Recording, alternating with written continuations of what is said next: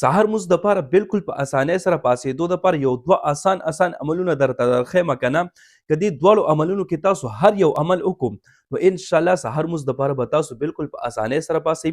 سهار مونځ ته پاسېدو کې به تاسو ته هېڅ قسمه مشکل نه وي او ستاسو ټول په ټول تکاوټ او ستړیوالی به مکمل ختم شوي وي. صحیح شوه جي. زموږ عزتمندو اکثر کتونکي زموږ مسافر دي او کار کسب واله دي نو هغوی میسجونه وغیره کوي وایي چې کله سهار مونځ دپاره پاسو نو ډېر زیات ستړي وو ځکه چې ټوله ورځ کار وکړو نو بیا خوب راله ډېر زیات راځي او ستړي شوي وو نو سهار مونځ ته پاسېدو کې راته وایي مشکل وي نو که دا دواړه عملونه تاسو وکړل که نه یا په دې دواړو کې یو عمل تاسو وکړو نو سهار مونځ دپاره به تاسو بالکل په اسانۍ سره پاسئ.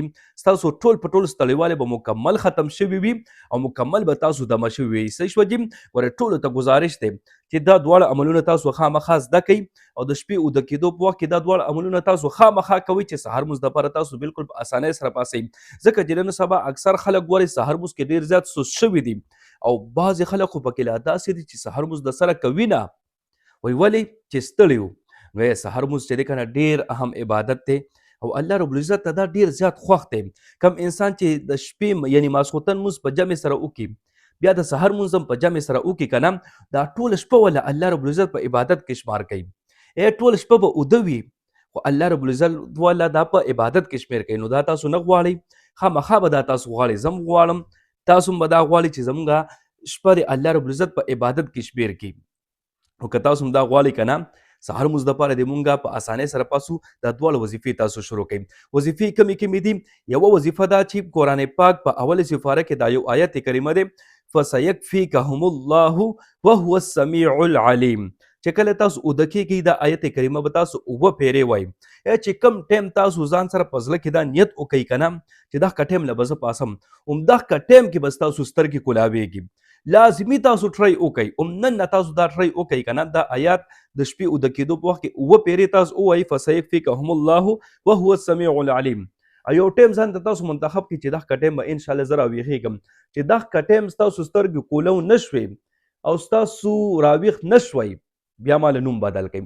خامخا به انشاءالله ستاسو دغه ټایم کې الله تعالی سترګې کولاوښي بیا به راویښېږئ خو ګورئ هسې نه چې راویښ شئ دغه ټایم کې او بس بیا واپس اوده شئ. تاسو وایي چې ډېره ښکلې کمبل ده ډېره ښکلې بړستن ده ګرمه بړستن ده او بار یخني ده واپس اوده شه نه داسې به نه کوئ. الله تعالی به تاسو راویښئ ولیکن خپل تکل به بیا کوئ چې بیا به د کمبلې نه راوچتېږئ او مانځه طرف ته به روانېږئ. ټیک شوه.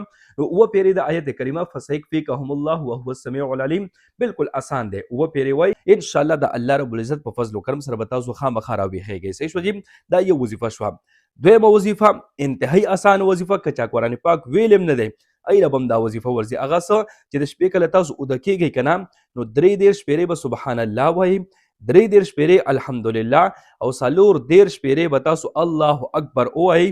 بس بهتره دا ده چې په دې لاسونو کې ورشف کړئ او لاسونه په ټول بدن باندې راکاږئ چې کم ځای ته ستاسو لاس رسي که نه هغه ځای باندې دا خپل لاسونه راکاږئ. او دې تسبیحاتو ته ویل کېږي تسبیحات فاطمې رضی الله تعالی عنها ځکه چې دا نبی کریم صلی الله علیه وسلم خپلې خوږې لور حضرت فاطمه الزهرا رضی الله تعالی عنها ته ښودلي.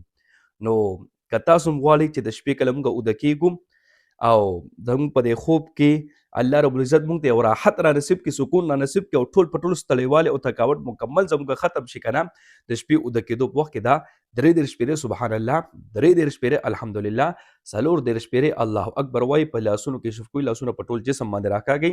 سهار په ټایم کې به انشاءالله تاسو مکمل دمه ټول په ټول ستړیوالی او تکاوټ به مکمل ختم شوي وي. صحیح شوه جي. نو امید چې انشاءالله په دې وظیفو باندې تاسو پوه شوي یئ. که بیا هم پکې تاسو ته څه خبرې څه تپوس خیر دی کمنټ کې رابطه کولی شئ. زه به انشاءالله کوشش وکړم چې تاسو ته جواب درکړم تاسو پوه کړم خو په دې باندې په خپل هم عمل وکړئ او نورو مسلمانانو سره دا ویډیو تاسو ډېره شیر کړئ چې ټول مسلمانان دا وظیفې زده کړي او تاسو د هغې دعاګانې کوئ. الله رب العزت خوشحاله باد ساته. دعاګانې کوئ دعاګانې به کوو. الله په امان.